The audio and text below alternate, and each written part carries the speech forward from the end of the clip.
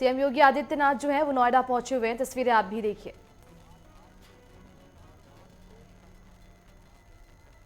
Doctor Naresh Trehan जी, उत्तर प्रदेश सरकार में मंत्रिमंडल के मेरे सहयोगी और प्रभारी मंत्री गौतम बुद्ध नगर से ब्रजेश सिंह जी, माननीय विधायक श्री पंकज सिंह जी, सीओ मेदांता श्री पंकज साहनी जी, मेदांता परिवार से जुड़े हुए सभी हमारे वरिष्ठ विशेषज्ञ चिकित्सकगण, अन्य परिवार के सदस्यगण, हमारे प्रशासन और नोएडा अथॉरिटी से जुड़े हुए अधिकारीगण और उपस्थित बहनों और भाइयों, मैं सबसे पहले मेदांता नोएडा के शुभारंभ के अवसर पर डॉक्टर नरेश त्रेहन और उनके पूरे मेदांता परिवार को हृदय से बधाई देता हूं। गौतम बुद्ध नगर एनसीआर से जुड़े हुए उन सभी नागरिकों को हृदय से बधाई देते हुए आप सबका मैं अभिनंदन करता हूं कि आज हम सब यहां पर एक साथ न केवल क्वालिटी हेल्थ सर्विसेज का एक बेहतरीन सेंटर दे रहे हैं, बल्कि यह अपने आप में एक सुपर स्पेशलिटी हॉस्पिटल ही नहीं, बल्कि एक छत के नीचे ढेर सारे एम्प्लॉयमेंट को भी और एक बड़े इन्वेस्टमेंट को भी उत्तर प्रदेश को दे रहा है। इसके लिए मैं डॉक्टर नरेश त्रेहन और उनकी पूरी टीम को हृदय से धन्यवाद देता हूं। नाम ही काफी है और हम सबको इस बात को ध्यान में रखना होगा कि जब भी हम अपने परिश्रम से, अपने प्रयास से एक सही दिशा को चुनते हैं तो उसके परिणाम भी अच्छे आते हैं। अच्छे प्रयास वह आपके नाम के साथ एक ब्रांड बन जाती है। जैसे बेहतरीन हेल्थ सर्विसेज के मामले में, क्वालिटी हेल्थ सर्विसेज के मामले में आज मेदांता देश के अंदर एक ब्रांड बना है। हमने देखा है मेदांता गुड़गांव के बाद लखनऊ में जब मेदांता का शुभारंभ होना था, लोग हमसे पूछते थे क्या ये यहां पे चल पाएगा।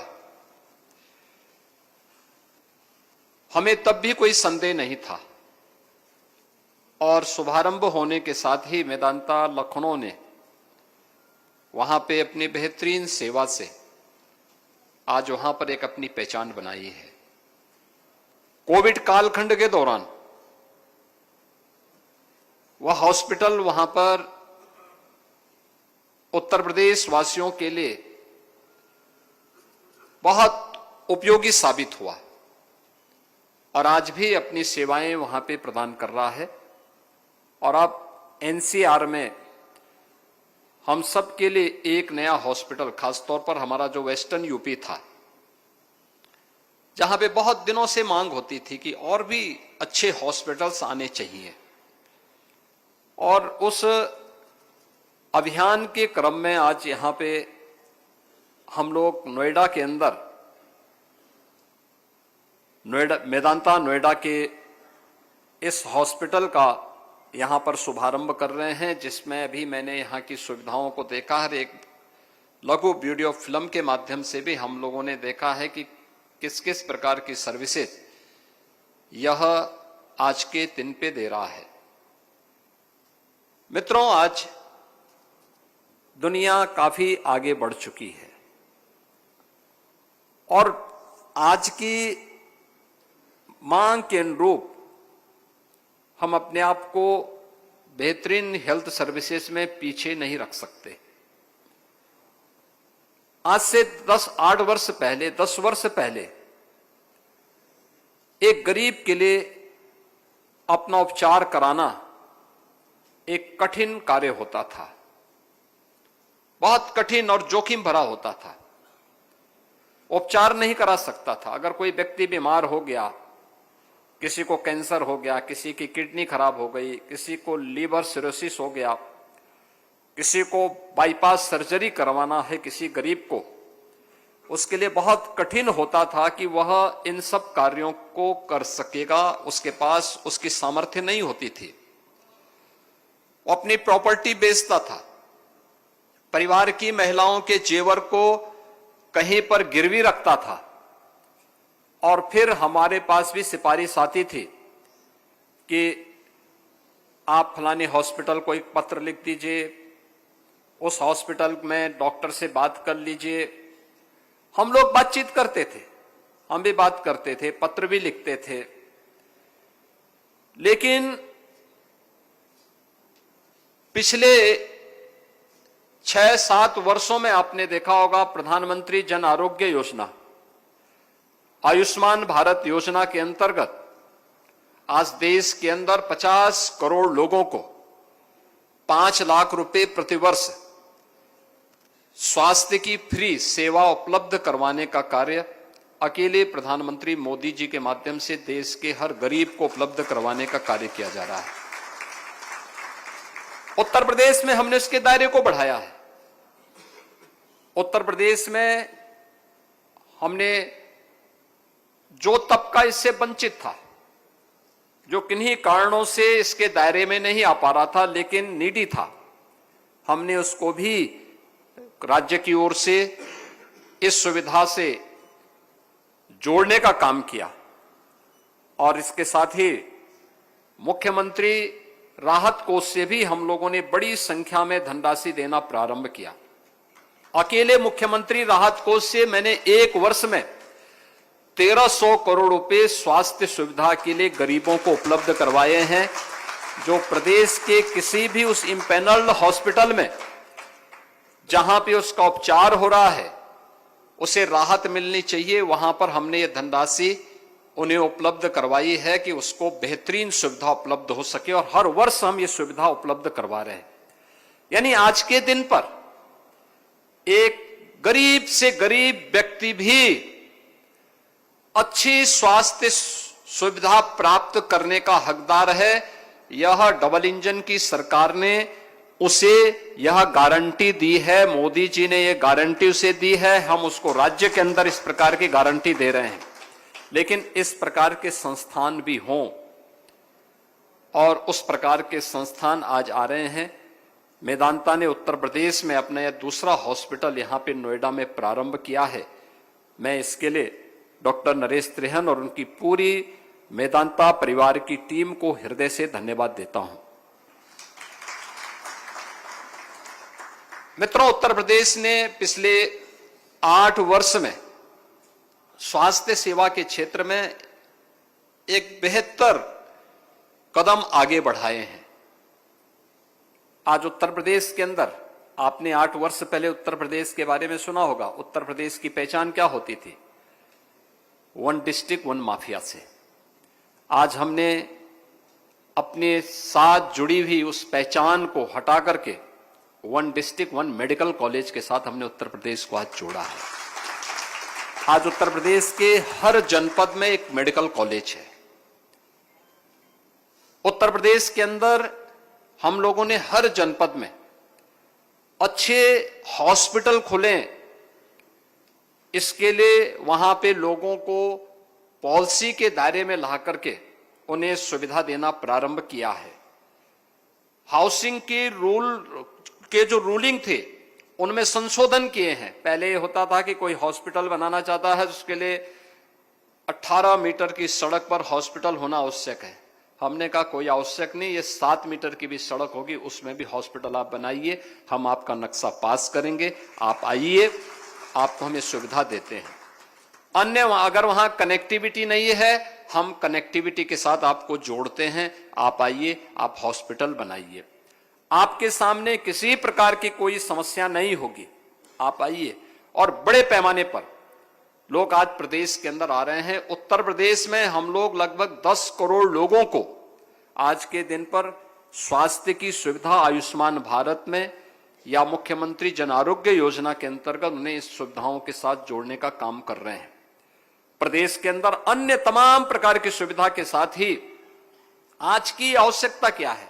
मुझे याद है आज से लगभग 7 वर्ष पहले या 6 वर्ष पहले मेरे पास डॉक्टर प्रवीण चंद्रा जी के साथ इनके एक मित्र यूएस से आए थे। मैंने परिचय लिया तो उन्होंने कहा मैं तो उत्तर प्रदेश से ही पढ़ा हूं। तो मैंने कहा उत्तर प्रदेश का? उन्होंने कहा मैं आईआईटी कानपुर से हूं। तो मैंने कहा यूएस में क्या करते हैं? उन्होंने कहा मैं यूएस में कार्डियोलॉजिस्ट हूं। मैंने कहा आईआईटी कानपुर के प्रोडक्ट हैं, वहां कार्डियोलॉजिस्ट हैं? उन्होंने कहा हाँ, वहां मेरी रुचि थी।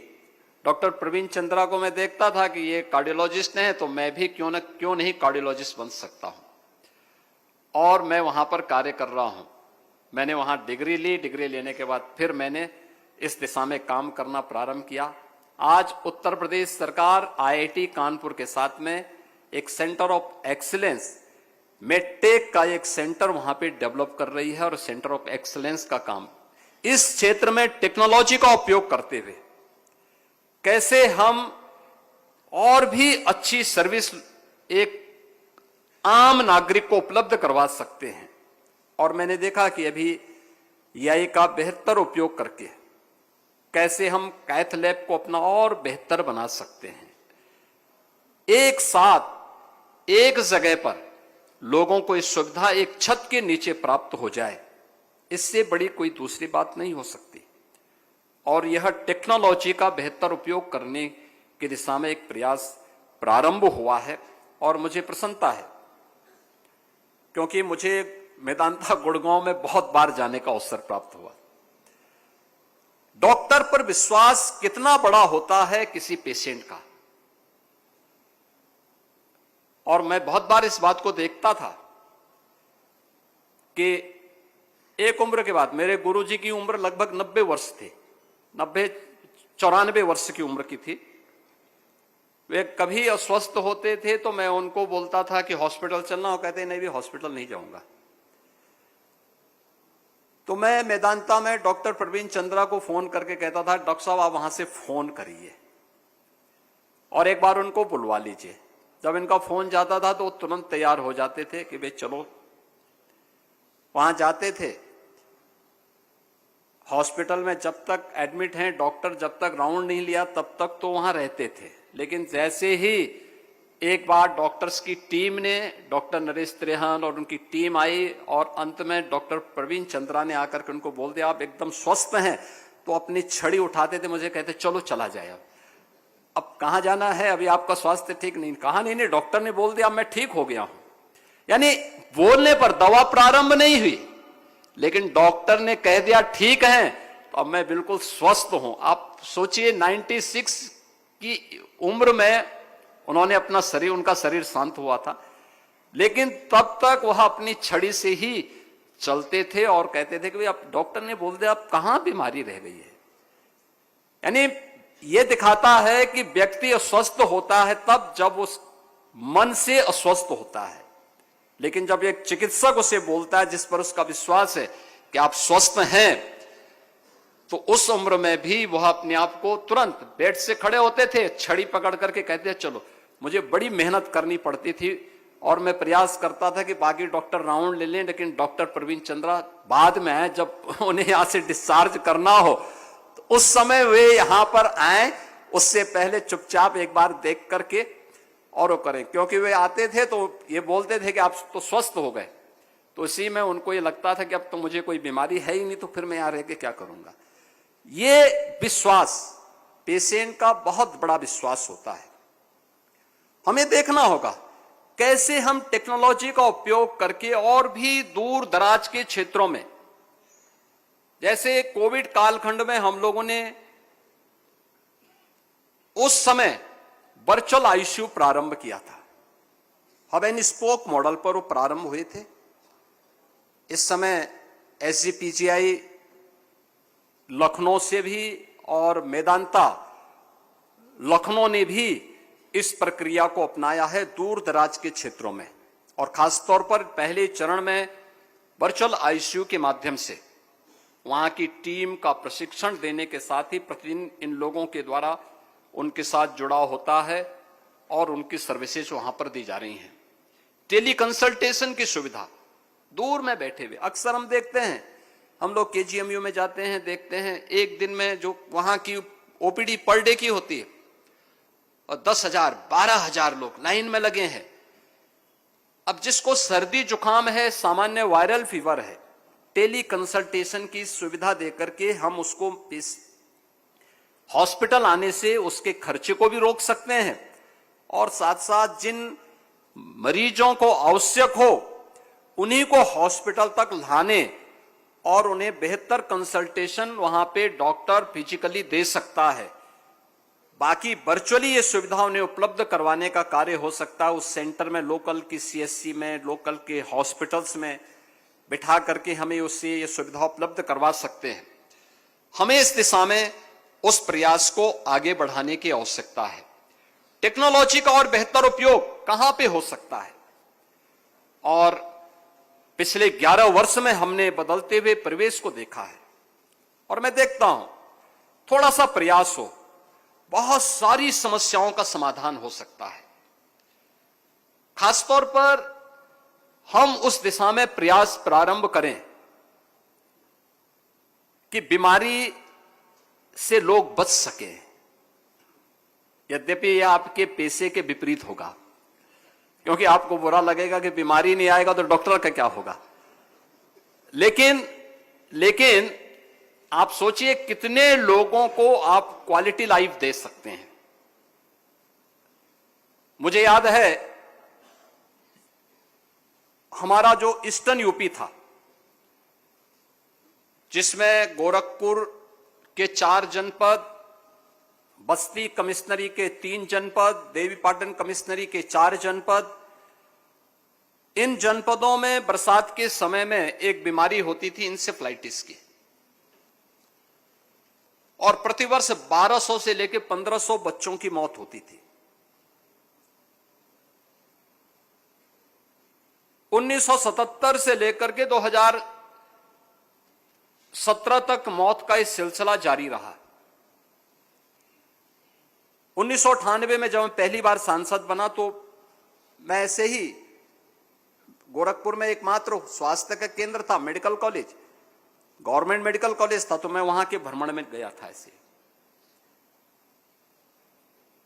तो मैं देख रहा था कि मुझे वहां का प्रिंसिपल एक वार्ड की तरफ जाने से रोक रहा था। तब तक मुझे एक लोकल कार्यकर्ता ने बताया कि वहां आपको इसलिए नहीं जाने दिया जा रहा है क्योंकि वहां पे इंसेफ्लाइटिस के पेशेंट हैं। तो मैंने कहा ये क्या होता है? लोगों ने कहा साहब ये दिमागी बुखार है और उसके कारण बहुत सारी मौतें होती हैं और वहां की स्थिति बहुत खराब है। तो मैंने कहा तब तो चलेंगे। जुलाई का महीना था, एक एक बेड में 4-4 बच्चे लिटाए गए थे। पूर्वी उत्तर प्रदेश में और पश्चिम उत्तर बिहार का वह क्षेत्र जहां से पेशेंट आते थे, जब कोई बीमार होता था तो अपने साथ में पूरा परिवार आता था और बड़ी खराब स्थिति वहां वार्ड की रहती थी। बहुत ही बदबू, कोई पंखा नहीं चल रहा है, एक एक बेड में 4-4 पेशेंट लेटे हुए हैं। डॉक्टर किसी प्रकार से, आप सोचिए कि तीसरे मंजिल में वार्ड हो, वहां कोई पंखा न चल रहा हो और जुलाई का माह हो, बरसात न हो रही हो, क्या हालत होती होगी। और उन स्थितियों में डॉक्टर वहां पे कार्य कर रहे थे। मैं वहां वार्ड से वापस जब आया तो मैंने प्रिंसिपल से मिलने का प्रयास किया, प्रिंसिपल वहां से भाग गए थे। बाद में मैं ढूंढते ढूंढते उनके आवास पे पहुंचा तो उन्होंने मुझे एक पर्ची दे दी पूरा निकाल करके। उन्होंने कहा साहब हमारे पास कोई सुविधा है नहीं, हमारे पास जो कुछ है हम वही कर पा रहे हैं। खैर, एक सप्ताह के बाद मैं अपने यहाँ मठ से AC, bedsheet, beds, side locker ये लेकर के वहां गया। मैंने कहा ये मैं दे रहा हूं, आप कम से कम एक बेड में एक पेशेंट लेटाइए। दवा के लिए मैंने राज्य सरकार से बातचीत किया कि भाई इनके लिए उपचार की व्यवस्था करवाइए।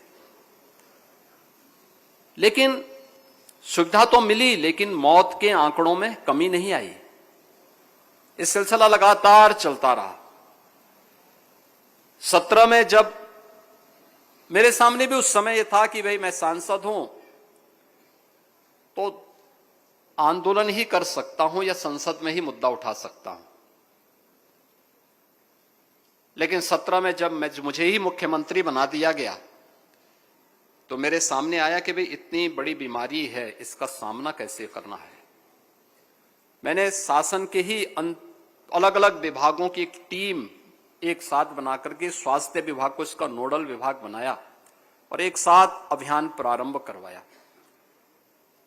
आप आश्चर्य करेंगे कि 40 वर्ष में 50,000 से अधिक बच्चों की मौत पूर्वी उत्तर प्रदेश के अंदर हुई थी इस बीमारी के कारण।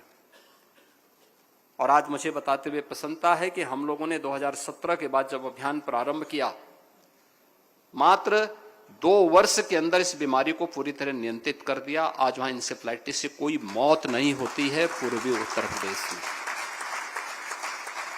आज वहां सुविधाएं अच्छी हो गई हैं। मेरा यह मानना है कि बीमारी का उपचार अच्छी बात है, लेकिन उससे भी अच्छी बात होगी अगर हम बीमारी से बचाव का मार्ग लोगों को बता सकें, और यह एक योग्य डॉक्टर ही अगर बताएगा, उस फील्ड का विशेषज्ञ बताएगा, तो बहुत सारे लोगों को के जीवन को बचाने में एक बड़ी मदद हो सकती है। और ये मानवता पर एक बहुत बड़ा उपकार एक चिकित्सक के नाते आपका होगा। और मुझे लगता है कि ईश्वर ने यह शक्ति आपके ऊपर दी है कि आपके हाथ में भी और आपके जवान में भी इस प्रकार की ताकत है कि आप उसे बचाने की एक ताकत रखते हैं और उसका बेहतर उपयोग होना चाहिए।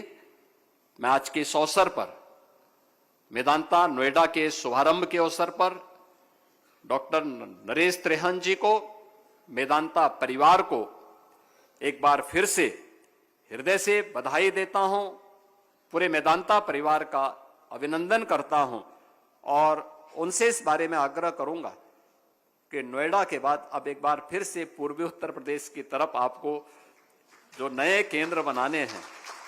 डॉक्टर प्रवीण चंद्रा तो गोरखपुर के लिए तैयार हैं, ऑलरेडी वो तैयार हैं, क्योंकि उनके फादर भी डॉक्टर थे गोरखपुर में। और उनके फादर के न रहने के बाद, यद्यपि मैं उनसे कहता हूं कि हर महीने आप आया करिए, अपने पिता की विरासत को थोड़ा संभालिए, क्योंकि उनका पुश्तैनी घर भी गोरखपुर में है।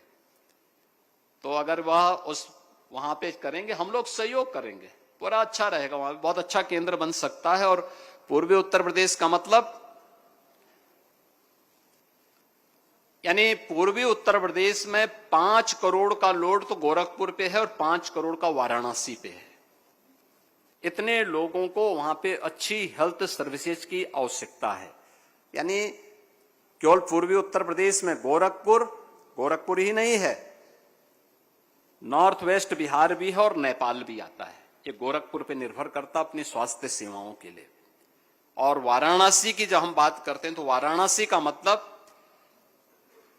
हमारे पूर्वी उत्तर प्रदेश का एक बहुत बड़ा भूभाग तो उसके साथ जुड़ता ही है, एक बड़ी आबादी तो जुड़ती ही है, लेकिन उस बड़ी आबादी के साथ ही बिहार, झारखंड और छत्तीसगढ़ का भी एक बड़ा भूभाग अपनी स्वास्थ्य सेवा के लिए वाराणसी पे निर्भर करता है। ये 2 बड़े केंद्र हैं जहां पर आज इस प्रकार के अच्छे सुपर स्पेशलिटी हॉस्पिटल की आवश्यकता है और उसमें मेदांता ग्रुप आगे आता है तो गवर्नमेंट, राज्य सरकार इसमें पूरा सहयोग करेगी।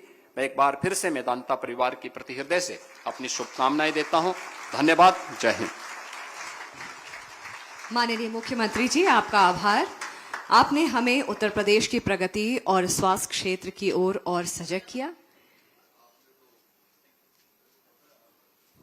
एक बार फिर से आप सभी से अनुरोध है कि जोरदार तालियों के साथ हम धन्यवाद ज्ञापन माननीय मुख्यमंत्री जी को